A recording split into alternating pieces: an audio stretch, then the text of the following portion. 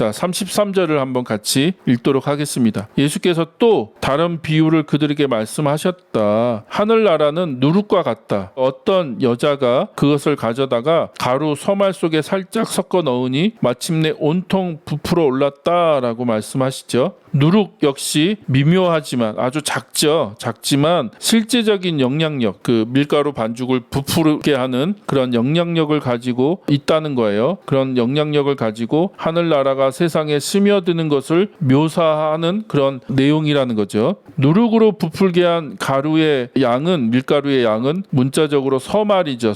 서말이다. 이것은 놀라운 양인데 한 말이 약 13리터. 그러면 자, 13 곱하기 3은 39. 그래서 거의 40리터죠. 밀가루 1붓셀. 이 붓셀이란 말은 곡물이나 과일의 중량 단위로 약 35리터를 말한다는 거예요. 35리터. 밀가루 35리터로는 약 150명의 사람들, 150명의 사람들이 충분히 먹을 수 있는 양이다. 그러니까 어마어마한 양이면 엄청난 양입니다. 구약 성경이나 당시 유대 문화에서 누룩은 대체로 부정적인 의미로 사용되었다는 거예요.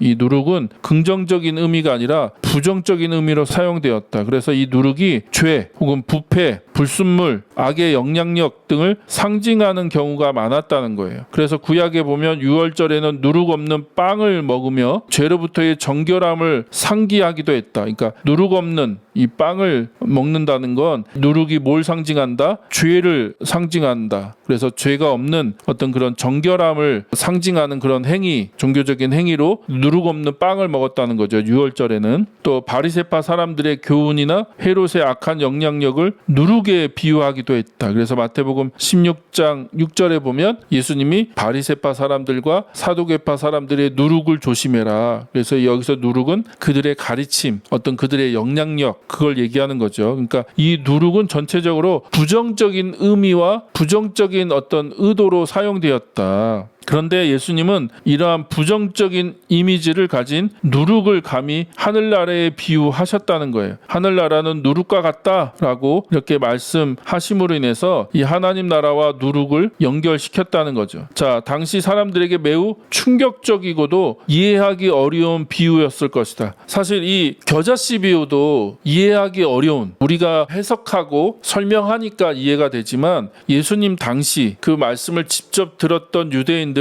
굉장히 어려웠을 것 같아요. 아니, 겨자풀이 자라서 어떻게 나무가 돼? 그 말도 안 되는 건데, 기본적으로 집집마다 겨자씨를 다 심어서 재배하는 거 뭐 안 해봤나? 저 사람은?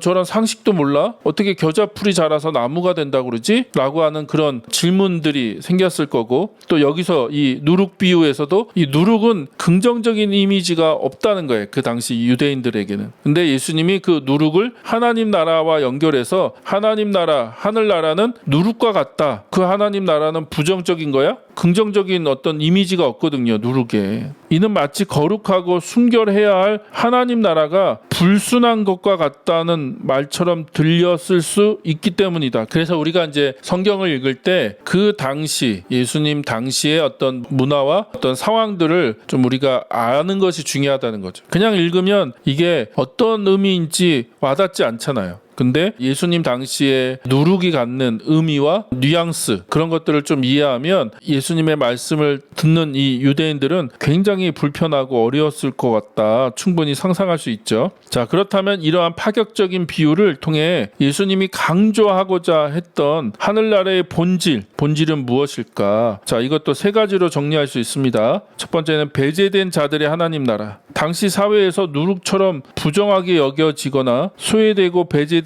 존재들, 대표적으로 누구예요? 세리들, 죄인들, 여자들, 대표적인 그 인물이 이제 이 세 그룹이죠. 이 존재들을 하나님 나라의 중심에 두는 급진적인 메시지가 이 안에 있는 거죠. 누룩이 좀 부정적인 의미가 있는데 그런 이미지를 사용해서 예수님이 하나님 나라를 설명할 때는 굉장히 사회적으로 배제된, 소외된 사람들, 어쩌면 이스라엘 공동체의 누룩과 같은 사람들이 누구예요? 죄의 영향력, 죄의 어떤 모습을 가지고 살아가는 사람들, 누룩과 같은 존재들은 세리들, 창녀들, 또 죄인들, 여자들, 뭐 그런 존재들이죠. 근데 그 존재들이 마치 하나님 나라와 연결돼서 예수님이 설명하고 있다는 거예요. 그것이 바로 급진적인 굉장히 레디컬한 메시지라는 거죠. 특히 비유에서 어떤 여자가 그것을 가져다가 가로 서말 속에 살짝 섞어 넣으니라는 표현은 당시 사회에서 여성의 역할이 제한적이었음을 감안할 때, 그림처럼 이 여성이 주인공이죠. 여성. 이 여성이 그 당시 예수님 시대에는 굉장히 여러 가지 제한과 차별을 받는, 남성에 비해서 굉장히 많은 차별을 받는 열등한 그런 존재로 여겨졌죠. 여성이. 근데 예수님이 이 하나님 나라 비유를 설명하실 때 그 주인공이 누구예요? 그 밀가루 서말에 누룩을 넣는 사람이 누구예요? 여인이죠. 여인. 여성이 하나님 나라 확장에 핵심적인 역할을 한다는 점에서 더욱 파격적이라는 거예요. 파격적. 누룩처럼 작고 눈에 띄지 않지만 중요한 역할을 하는 존재들에 대한 은유로 볼 수 있다. 하나님 나라는 그런 사회적인 약자들, 사회적으로 배제당하고 차별당하고 멸시당했던 그런 사람들이 오히려 하나님 나라를 확장하는 데 쓰임받는 사람들이 될 거다라고 하는 그런 메시지가 그 안에 있는 거죠. 두 번째,